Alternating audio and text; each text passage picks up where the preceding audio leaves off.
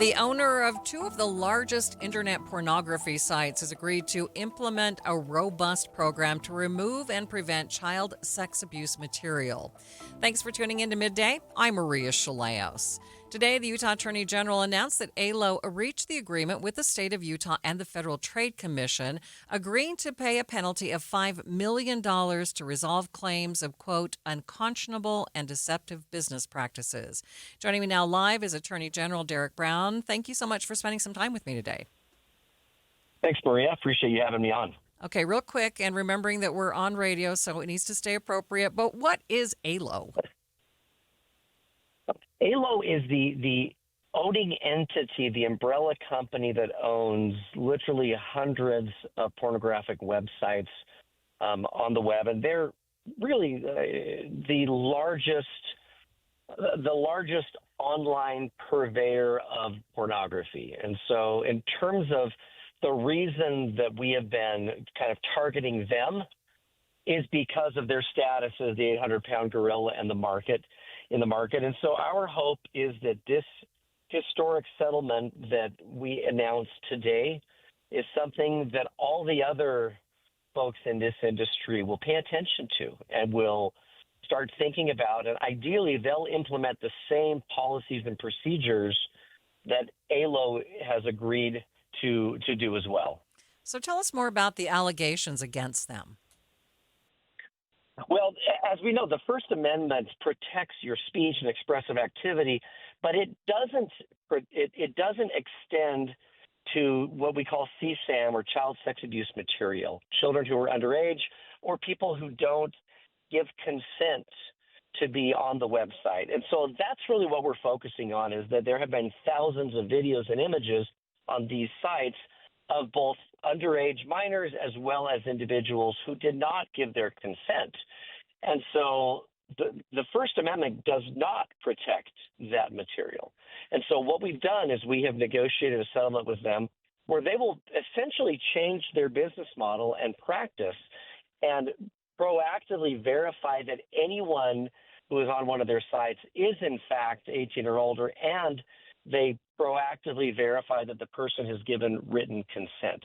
So this is really the first time that this has ever taken place, and this really is changing and forcing a change in an industry that is long overdue for change. So as part of this agreement, are they admitting fault? No, but they are admitting that they will change their process. We have filed a suit with the federal district court here in Utah today, and we will have a judge overseeing the terms of the agreement. And so they will implement a very robust policy that basically is them going out and proactively verifying.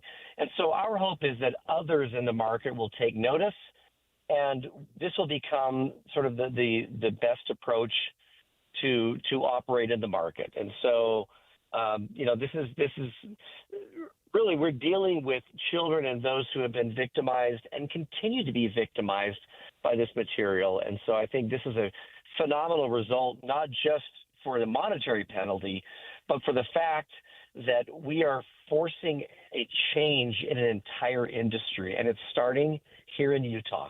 Derek, are there some things in place to keep them accountable?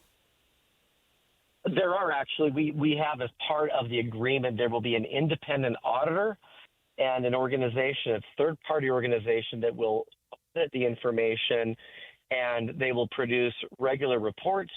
They'll report to us. The courts will oversee this process, and they will verify that this information, or the individuals that are part of the site, are in fact giving their consent and old enough to do so. And so, yes, the answer is we're not just taking their word for it, but there will be a third party to make sure that they do exactly what they say they will do.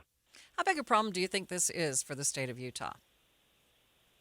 Well, it's very much a problem, and the reality is this is this owning entity that we have negotiated this agreement with.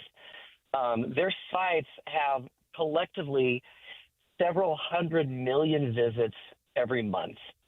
So it's not just one of the largest sites in terms of pornography, but it is one of the largest sites on the internet, period.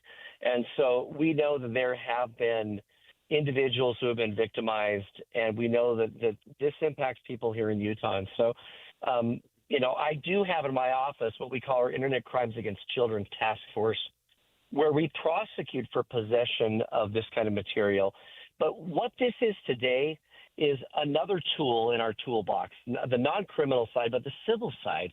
And so civilly, we're going after them, extracting a settlement, and forcing them to essentially change what it is they do. So I'm really pleased with the result, and we've had 4 of our attorneys that have worked with the Department of Consumer Protection specifically on this issue, and they've done a fantastic job. Derek, thanks so much for being with me.